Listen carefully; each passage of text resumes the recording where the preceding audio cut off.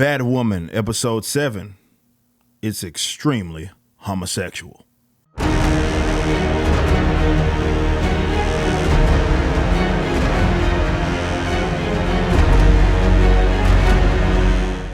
It's going to be a good one, man. Trust me, this is going to be a good one. But if you're here, please follow me over at my other forms of social media, starting with Twitter, twitter.com/EricDJuly. So at EricDJuly is my Twitter handle. You can also visit my website. That is probably the best way to contact me, ericdjuly.com, ericdjuly.com. You can stay up to date with my podcast, For Canon's Sake, and all sorts of things over there. So be sure to visit that website. Now today, we haven't reviewed in the past every single Batwoman episode, but we have done a few of them. And I thought this was a perfect time to do another one, more so because the way that I presented it has not been maybe the way that I think a lot of people anticipated. We talked about this before and how I'm going to call it like I see it.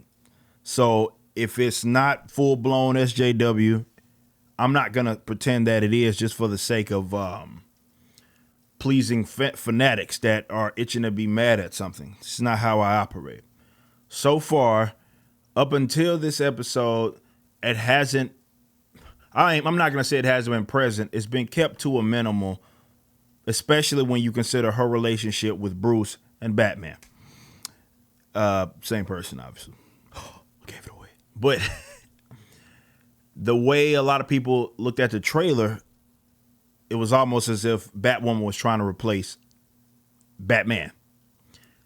So people were not, it was a terrible trailer to put out. You can look at my not my initial reaction video that I did to the first trailer that came out, but I did a follow-up video talking about how I have no idea why they thought this was okay to put out.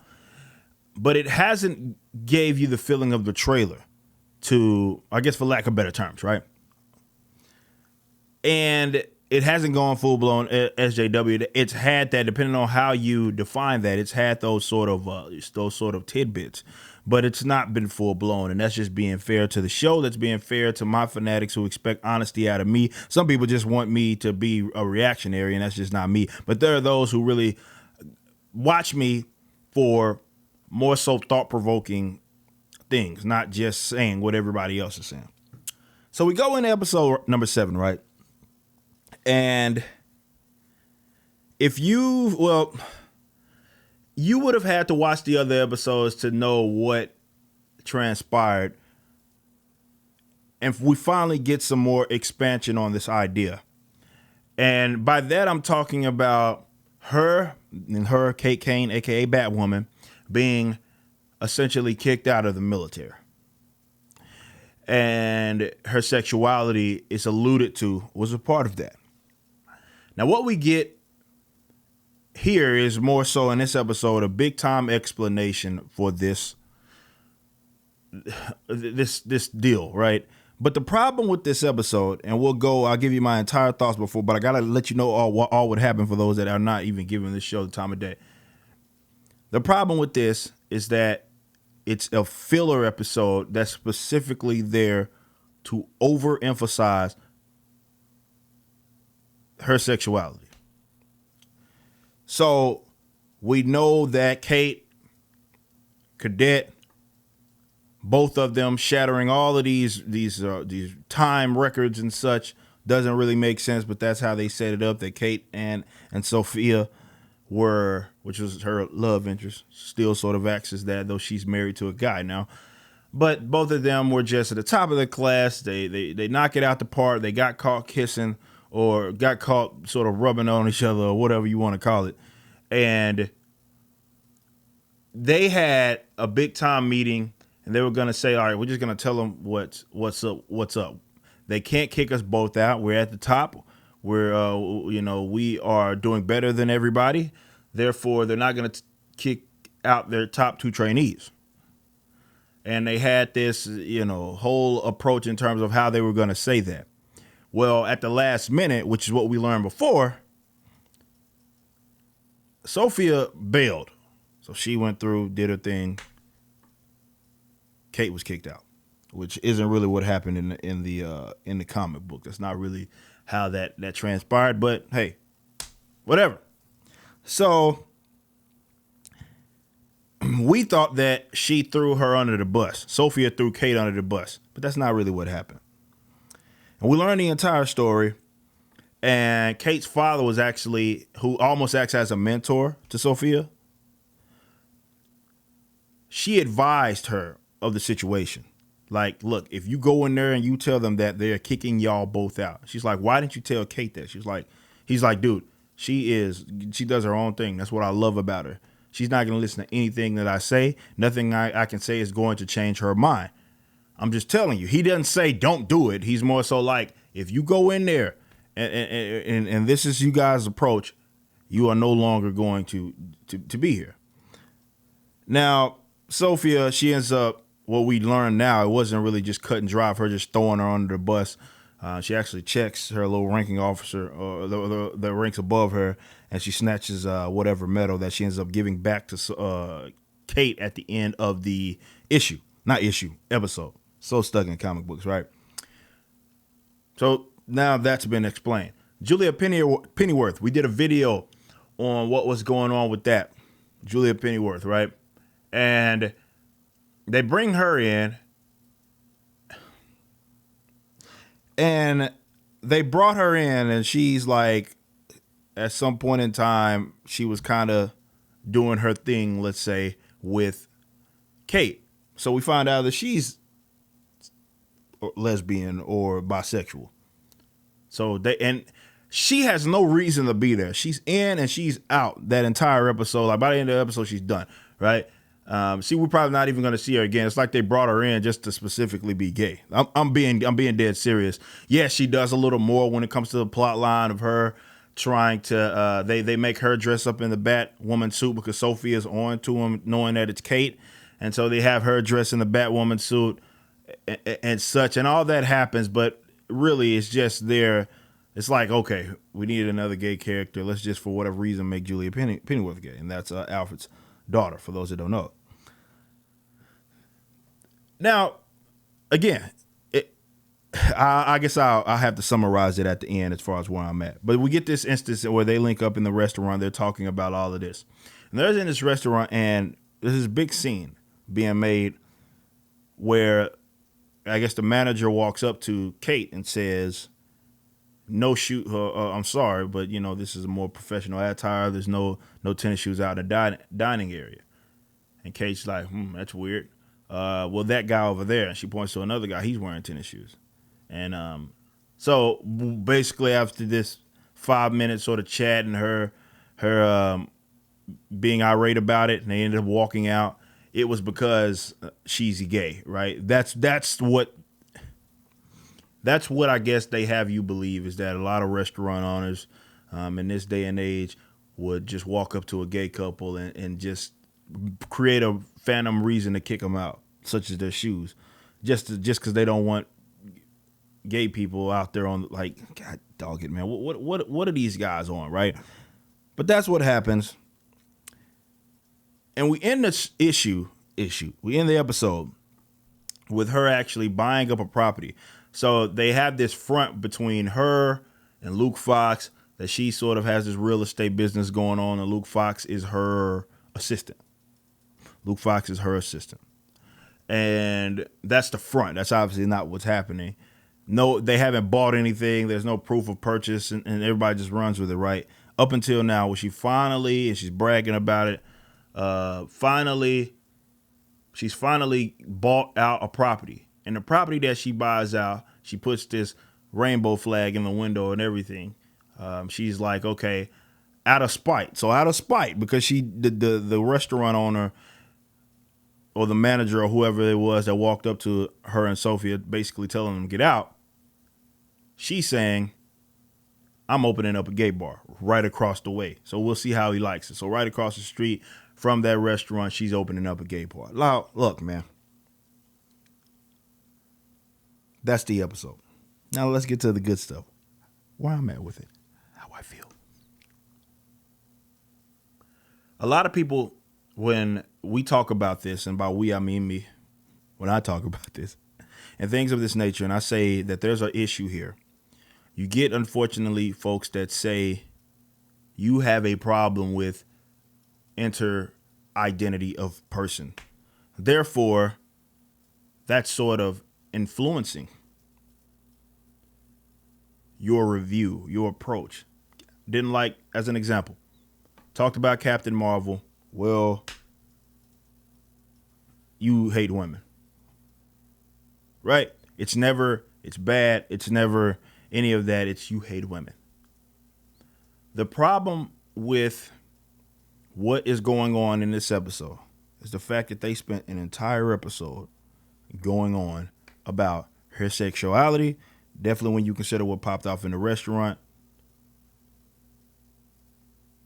It's a silly instance to over dramatize, I guess, people's skepticism about homosexuality. And that is unfortunate because I was commending them for not dramatizing that issue. See, the problem isn't that she's gay. As I mentioned, the thing that's the problem is that they spent the whole episode focusing on her sexuality. If you want to have a gay character, have a gay character. That's fine. She can be in relationships that have been played out on screen. It's all good.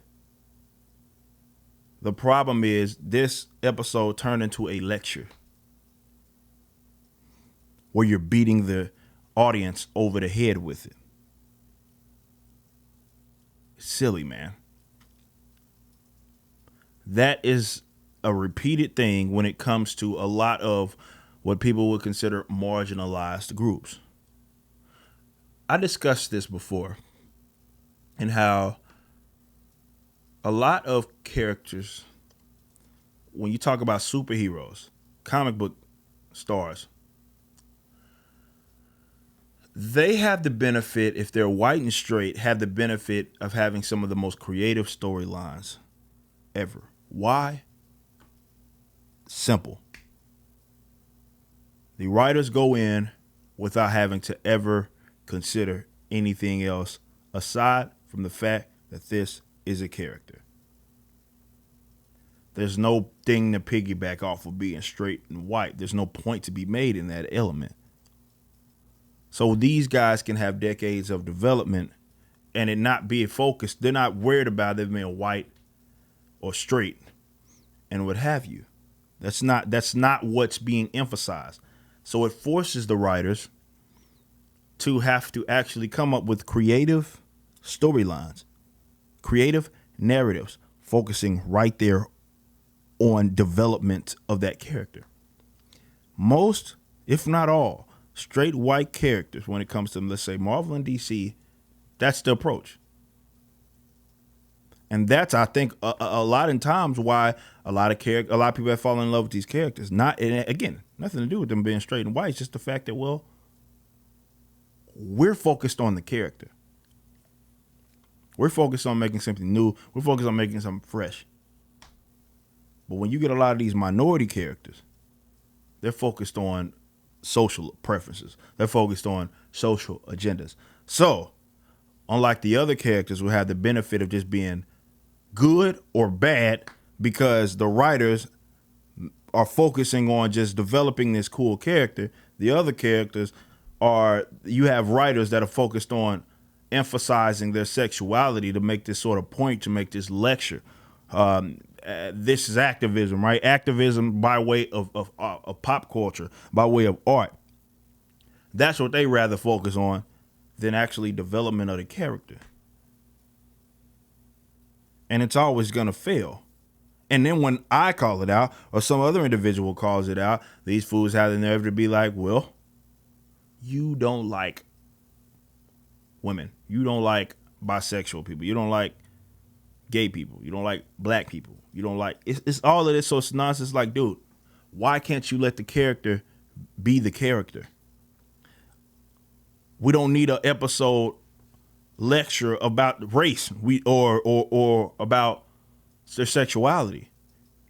We don't have to deal with that when for the most part we're reading Batman. We don't have to Worry about those lectures, right? Because he's just a straight white black guy. I've said that in this, like post rebirth and beyond, let's say that, I've talked about how Batwoman has been one of the best, not only best handled tokenized characters to ever exist in terms of the run, when you consider, again, post rebirth, Detective Comics and such.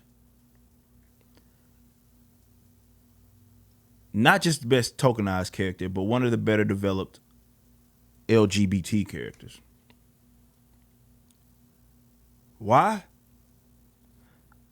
Because they focused on character development. They have focused on narratives, not spending entire issues worrying about her sexuality. Even if she links up with somebody that she had a relationship or has a relationship with, it just is. Just like it would be with a straight couple. It just is. They love each other. It can be complicated and such. That's it. Not some sort of MSNBC Huffington Post headline of an episode or of an issue lecturing the audience about the LGBT. Like, people don't want to watch that. People don't want to read that. That's just the reality of the situation. We don't want that. And it's not because we don't want or we more so have an issue with there being a gay character or a lesbian character. That's not what this is about. That's not even remotely true. That's a narrative that a lot of people run with. That's sad. It's pathetic. It's lazy. It's like you criticize something that, or more so a character's gay, so you criticize it, therefore you have an issue with gay people. That's not what this is, bro. It's that you are lecturing me. You are focusing, hyper emphasizing the character sexuality because that's your social agenda in that regard. And it's sad, it's pathetic because it works antithetical to what it is that you may be trying to do through this sort of activism by way of art. People would be more responsive to these characters. People would support these characters if they were just awesome. If they were just awesome characters. Didn't matter if they're gay or straight, bisexual, whatever. A lot of people would support them. I've talked about Batwoman myself. Hyped up the character considering how she's been handled. She's been handled so well. Rebirth and beyond, she's been handled so well. But whatever happened in this recent episode, it's a fool. And it's sad. But I already know I'm going to get the guys in the comment section saying, oh, look, LB doesn't like this representation and all of this stuff. And it's like, dude, I've been the one person who tends to be speaking against a lot of the anti-social justice nonsense, but that judged Batwoman objectively instead of just, oh, it's the worst thing in the world, actually analyzing it, watching it, then analyzing it, and then giving my full honest review instead of just trying to paint a picture and paint this personal agenda or vendetta that I may have against social advocates of social justice. I've been the one person that's been on that side, but it's just like everything else that I do. I'm not going to get mad just to get mad, just because I know that may generate some clicks. That's not really what it is that I do. I analyze it as honestly and objectively as I possibly can. So now I'm looking at Batwoman and I'm like, well,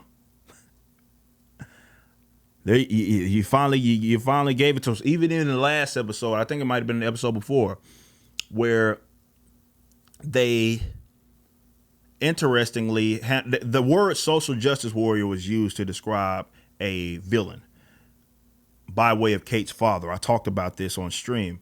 And there was a cool instance where Luke Fox actually, I thought that was going to be, that episode was going to fall off the rails, but Luke Fox saves it. Because the killer was going around, he's an executioner, right? An executioner, he was a former actual, executioner, black, and he was like, well, I noticed that all of these people that came, they started looking the same that we were executing. They were black, they were brown, they were poor, and all of this sort of stuff, never white and rich. It was like, oh my God, here we go. And they were watching a video of his confession tape, and I don't want to make it seem like Kate was trying to lecture him, like the elitist white leftist. You can maybe make that argument. That's not really what it is. It was more so they were watching. It was like, yeah, he's like, it doesn't mean it's true, and that's what Kate was saying. And Luke, he saves the episode really in a couple of lines. He says, "Dude, he's a known killer." He says, "I get that race may be a racial profiling may be a thing, but that doesn't change the fact that that guy right there is a bad person because he's going around killing people." And I thought that was a very interesting thing to do, because they made the one black character that's really there. As much as I may not think that's Luke Vox, they did make that one character. He saved it. He saved the episode. And it really didn't focus on entirely on the racial profiler thing or anything like that. That was just an element, right? Which is sort of what they could have did with this episode. But no, they drug it out for the entire episode, hyper-emphasizing the sexuality. So now I'm thinking that it's going to go downhill in terms of Supergirl. Here we go, part 2, where episodes start to feel like MSNBC in the show form. It's quite sad. We've got the Crisis on Infinite Earths. Maybe they all get wiped away and they fix this. Okay, that's going to do it for this video. Remember, if you want to request that I do videos like this, head over to my Patreon. It's patreon.com/EricDJuly. And depending on what tier that you're a part of, you get vlog requests just like this. So if you have something that you wanted me to talk about, I honor that and I'll shout you out. Also, memberships have now been activated on this channel. So if you want the cool little badges, and there's other perks as well, not necessarily like the Patreon, those are Patreon exclusive, but there are a lot of cool perks that you get. Certainly when it comes to the community here at Young Robert 59, you can become a member, you can join. So be sure to head to my homepage, join that, get all the cool little emotes and stuff that you get in the live chat. Until next time, y'all be easy.